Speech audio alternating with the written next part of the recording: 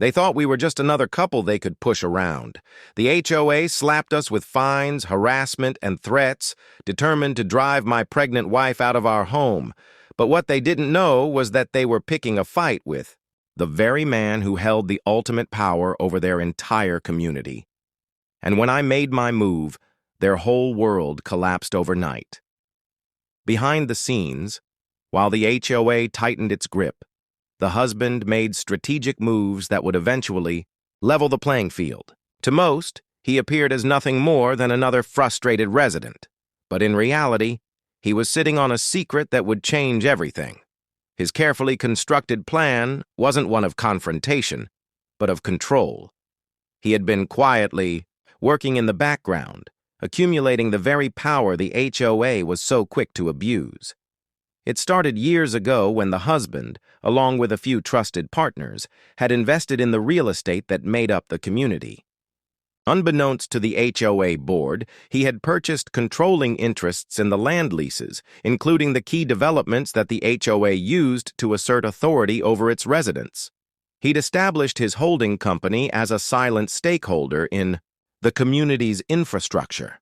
It was a long-term investment strategy, one that didn't necessarily make sense at the time, until now.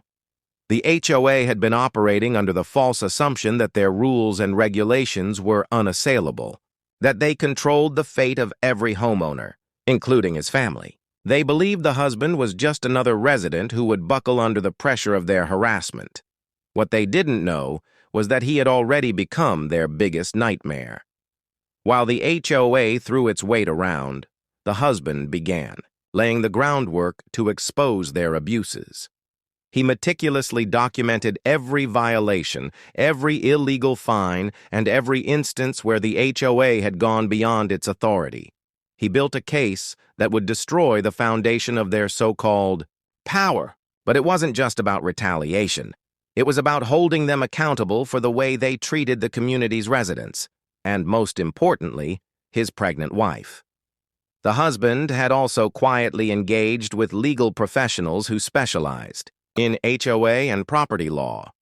They started poring over the HOA's bylaws and operations, identifying cracks and inconsistencies in their practices. His legal team began to draft a suit that would not only dismantle the HOA's leadership, but also challenge the very foundation of their existence. He had taken all the right steps, gathering evidence, consulting experts, and laying the groundwork for a decisive blow that would make the HOA's abuses public knowledge. But there was more to his plan than just legal action. The real power came from the financial control he had over the HOA's operations. Through a complex series of purchases and investments, the husband owned significant portions of the community's commercial assets, including the shared amenities, the infrastructure contracts, and key residential plots. He knew that the HOA couldn't function without these resources. Without his influence, they were nothing. The husband's quiet strategy had been months, even years, in the making. It was a long game, one that required patience and precision. But now, as the HOA continued its campaign of harassment, he was prepared to make his move. What the HOA didn't understand was that every time they issued a citation or threatened legal action, they were not just pushing a vulnerable family, they were pushing the very person who could expose their corruption and dismantle their authority. Each angry letter, every retaliatory fine, every unwarranted inspection only strengthened the husband's resolve. He knew that they were digging their own grave, but they were too blinded by their power to realize it. The husband's next step was critical. He needed to ensure that the HOA's leadership would be forced into a position where they could no longer avoid facing the consequences of their actions. He began making calls to people who had influence within the community, people who knew the truth about how the HOA had been running roughshod over homeowners for years. He tapped into his network of residents who had been quietly suffering at the hands of the HOA and began organizing them for what was to come. The more the HOA tightened its grip, the more the husband's network of allies grew. Through the careful cultivation of trust and by revealing the truth to the residents, the husband started to build a coalition, a force that could rise up against the corrupt leadership of the HOA. He made it clear to the other homeowners that the HOA wasn't invincible, that it could be challenged, and that they had the power to take back control over their community. What the HOA board had assumed was a passive, law-abiding neighborhood had turned into an organized resistance. The final step in the husband's plan was the one that would shake the HOA to its core. With the evidence he had gathered and the legal groundwork in place, he prepared to reveal his full hand. At the next HOA meeting, he would not just show the board their abuses, he would expose their vulnerabilities and take away the one thing they valued most, their authority over the neighborhood. The husband knew that once he revealed the extent of his ownership, once he showed the HOA board that they no longer had the power they thought they held, everything would change. There would be no going back. The board had no idea what was coming. They had pushed too far, made too many threats, and crossed lines that would now cost them everything. The husband was no longer a passive victim in their eyes. He was the one who held the keys to their future, and he was about to use them. By now, the husband knew he couldn't rely on just being the wronged party anymore. The HOA had pushed too far, and it was time to make a stand, not only for his wife, but for every other homeowner who had been silently suffering under their tyranny. The first step in his strategy was to ensure the HOA's power was not just challenged, but completely dismantled. He started by documenting every infraction. No detail was too small. He cataloged every unjust fine, every threat, every demand that violated state or federal laws. From broken promises to illegal fees, he meticulously compiled records of the HOA's actions. Each violation was documented with dates, photographs, and written communications.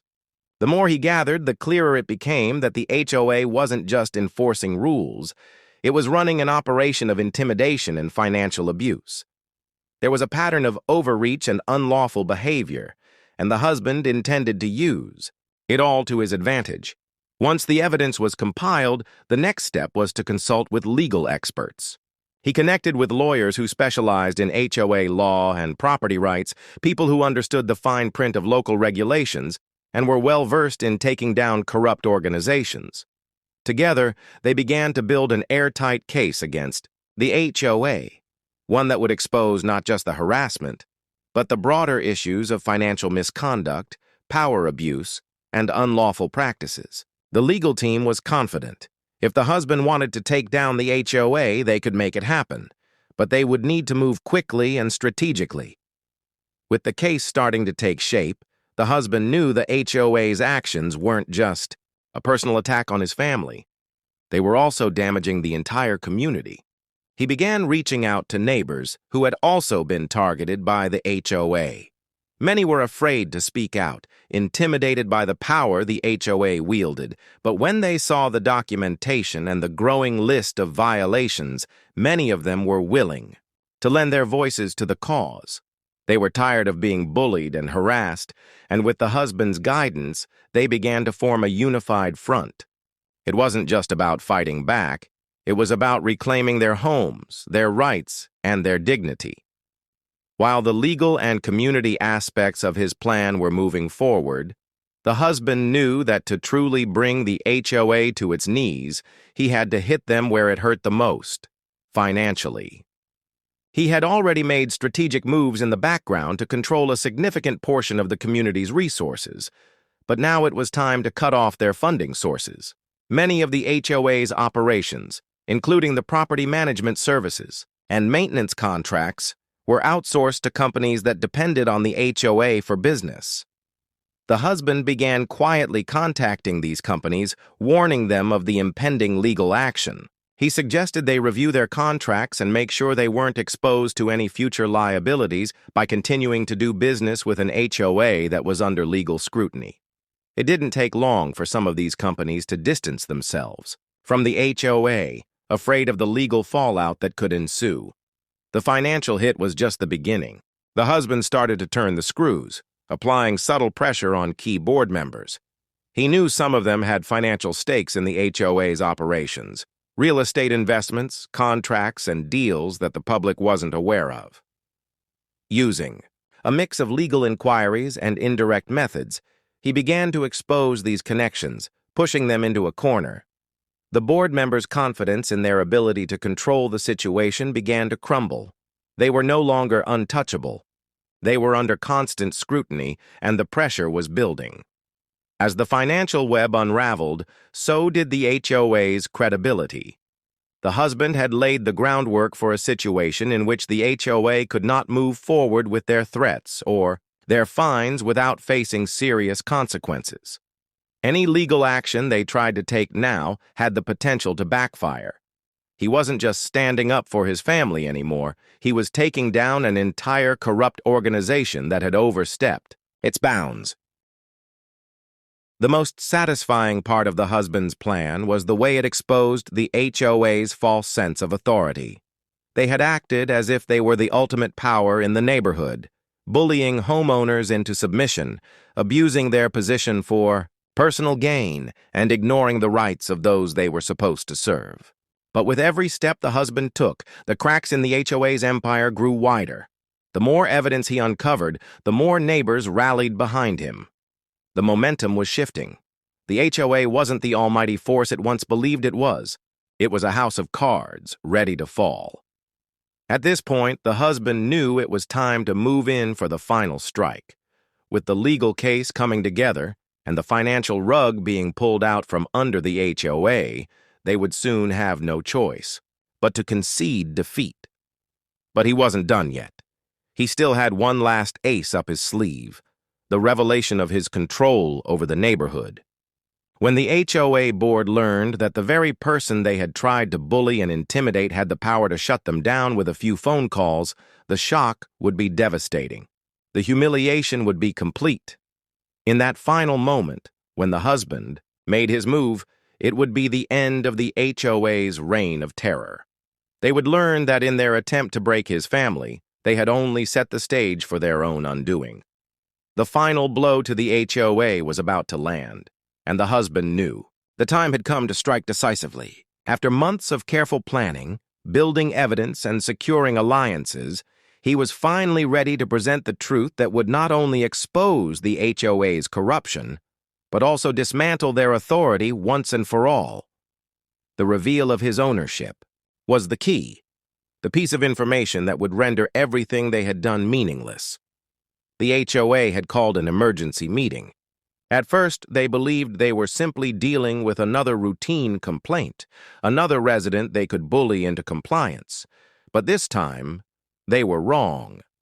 The husband had secured a seat at that very table, but instead of sitting there, as just another disgruntled homeowner, he had arrived with a bombshell, a revelation that would shatter the facade of power the board had built over the years.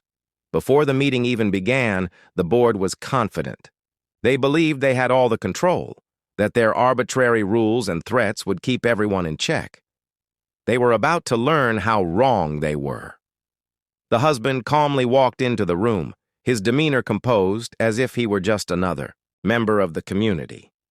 But when he began to speak, it became clear that this wasn't going to be a typical HOA meeting.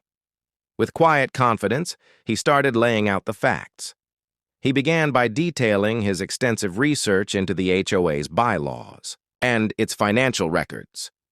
With every sentence, he revealed how the HOA had been mismanaging funds, breaking rules, and abusing its power. But that was only the beginning. The husband then dropped the bombshell that would change everything. He owned a significant portion of the community's land leases and had controlling interests in the commercial and residential developments that the HOA depended on. He held the contracts for maintenance services, managed the amenities, and had financial control over the very services the HOA relied upon to function. One by one, he laid out the irrefutable proof. He presented documents that proved he had legally acquired ownership stakes in key infrastructure, showing how the HOA's leadership had ignored the reality of their situation. The husband's quiet investment in the community over the years had given him control over the most critical parts of the neighborhood, parts that the HOA had assumed they controlled, but which were now entirely at his mercy. The shock among the board members was palpable. For years they had been throwing their weight around, issuing fines, threatening eviction, and manipulating residents. They had believed themselves to be untouchable, that no one could challenge their authority. But now, they found themselves at the mercy of the very person they had harassed and bullied for months. Their power, which had seemed so absolute, was a mirage. The husband didn't need to fight them with brute force. He simply had to show that the power they wielded didn't belong to them. It belonged to him. As he continued his presentation, the reality of their situation set in. Board members shifted uncomfortably in their seats. Some attempted to deny the truth, but the evidence was overwhelming. The documents were concrete. The contracts were binding. They could no longer ignore the fact that they were operating in a system where they had no control over the very properties they were trying to dictate. In the midst of the chaos, the board members began to argue among themselves. Panic set in as they realized they were no longer in charge. The foundation of their power was collapsing before their eyes. A few of the more vocal members demanded to know how they could fix the situation, but the husband wasn't interested in negotiation. He had already given them the chance to do the right thing, but they had refused. Now, it was time for consequences. Legal action was swiftly put on the table. The husband, in the presence of his legal team, made it clear that he was prepared to file lawsuits against every board member personally for their actions. The HOA's financial mismanagement, the abuse of power, the illegal fines, all of it was on the table now. The board was not just facing a disgruntled resident anymore. They were facing a coordinated legal onslaught that would tear apart everything they had built. Their leadership positions, which had once been so secure, were now in jeopardy as the meeting devolved into disarray. The board began to fracture. Some members, fearing the legal repercussions and the public fallout, began to resign on the spot. The president of the HOA, once a vocal figurehead, tried to salvage his reputation by offering to step down quietly, hoping to avoid further embarrassment. But the husband wasn't done. He made it clear that resignation wasn't enough. The damage had been done and accountability would follow. With the pressure mounting, the final nails in the HOA's coffin were hammered in. The husband demanded an immediate restructuring of the HOA's leadership. The board had failed in their responsibilities to the community, and now they would face the consequences. The board members who had been the most aggressive in their harassment, who had fueled the toxic environment, were now on the defensive. The husband's legal team, empowered by the mounting evidence, had them cornered. They had no choice but to step aside. Within hours, the HOA's leadership was in tatters. What had once been a powerful, domineering force in the community was now reduced to a fragmented shell of its former self. The board was gone. The power structure had crumbled, and the husband, who had once been the victim, was now the one in control. The shockwave rippled through the community. Residents who had been too afraid to speak out against the HOA's corruption now saw that change was possible. They rallied around the husband, seeing him not just as a fighter, but as someone who had taken down a corrupt regime and reclaimed control over their own homes. The husband had won, not with brute force, but with strategy, patience, and the unrelenting pursuit of justice. The HOA was no more, and in its place stood a community that had learned a valuable lesson. Never underestimate the power of knowledge, ownership, and the willingness to fight for what's right. With the collapse of the HOA's leadership, the neighborhood was left in a state of disarray. The sense of fear and tension that had pervaded the community for years began to fade, but there was still much work to be done. The husband knew that, while the battle had been won, the real challenge lay in rebuilding the community and restoring trust among the residents. He couldn't afford to be complacent. The leadership vacuum left behind by the HOA's disbanding needed to be filled with a new form of governance, one that was transparent, accountable, and truly representative of the community's needs. He didn't want to just end the HOA's reign of terror. He wanted to create something better, something that would bring the residents together, not divide them. The first step was to set up a series of community meetings. These weren't going to be the typical HOA-style meetings, where a small group of elites made decisions behind closed doors. This was going to be different. The husband, working with a trusted group of neighbors, invited every homeowner to participate. He wanted to hear their concerns, their ideas, and most importantly, their vision for the future. For once, the residents were in control. They were no longer passive observers to the decisions that affected their lives. They were active participants in shaping their own destinies. At the first meeting, there was palpable excitement in the air. People who had been too afraid to speak up for years now felt emboldened. They shared stories of how the HOA had wronged them, and for the first time in a long while, they felt heard. The husband listened intently, making notes, taking everything in. He knew that the key to moving forward was to create a system that worked for everyone, not just a few select individuals. The community needed a new structure, one that emphasized fairness and cooperation. The idea of a new governing body began to take shape. Instead of a handful of board members holding all the power, the community would be governed by a council, a group of residents chosen by their neighbors, not by an elite few. The council would be responsible for making decisions that affected the neighborhood, but it would operate transparently, with regular meetings open to all. The residents would have a direct say in how their community was run, and the council members would be held accountable for their actions.